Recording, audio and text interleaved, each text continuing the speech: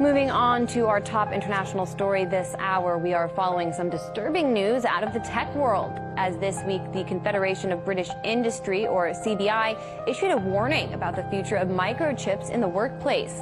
According to The Guardian, a British company has already fitted 150 implants in the UK alone. Biotech's chips, according to its website, quote, store a range of encrypted personal data from bank account details and passwords to medical data or Bitcoin wallet details.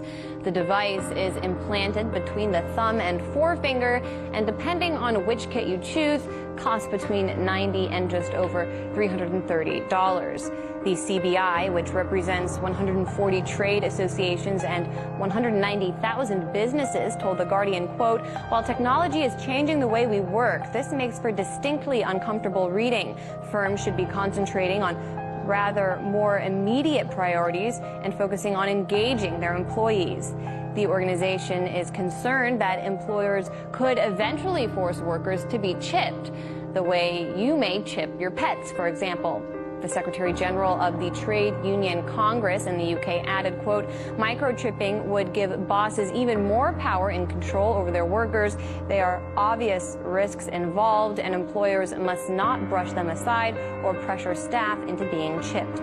Now, you might be thinking such concerns sound hyperbolic, but you would actually be sadly mistaken. Believe it or not, companies have already started microchipping employees. For example, a cafeteria kiosk producer in River Falls, Wisconsin, chipped employees last year. There are governments that run central banks. They were one of the first ones to call us to say that we've got to control our employees, and we need to have certain access levels, and we can't have that compromise, and they saw that as a solution. They need that. They need those controls. Joining us now with the future of microchipping in question is former UK Member of Parliament George Galloway. All right, George, how difficult is it really to remember banking information? I mean, do you think average people really want these chips? Well, I'm sure not. I mean, beasts are branded and slaves are enchained. This is, I suppose, the next stage. The wage slave will be microchipped. And the employer, imagine Amazon, just for an example, other brands are available, employing 500,000 people, every one of them one day perhaps microchipped. So the company will not be able just to employ you at rock bottom rates. It will know how long you went to the toilet for electronically. I might even know what you did there. It is grotesque, it is obscene. It is, on the face of it, ridiculous, except, as you've just pointed out, it's already happening. And even here in Britain, it's happening. It's happening in the United States. It's happening in the tech industries already.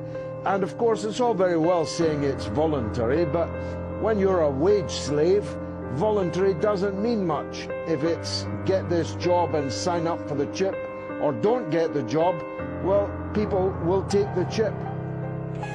What concerns do you have about this technology, and are you confident in the British government's ability to regulate these chips? I wouldn't be confident in the British government's ability to regulate fish and chips. And the Lord answered me, and said, write the vision, and make it plain upon tables, that he may run that readeth it.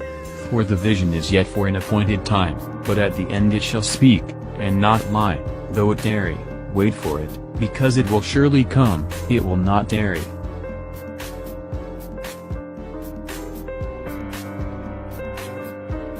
And he causeth all, both small and great, rich and poor, free and bond, to receive a mark in their right hand, or in their foreheads, and that no man might buy or sell, save he that had a mark, or the name of the beast, or the number of his name. Here is wisdom.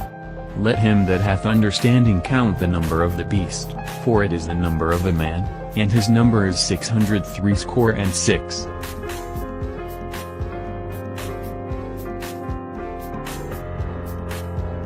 Wake up.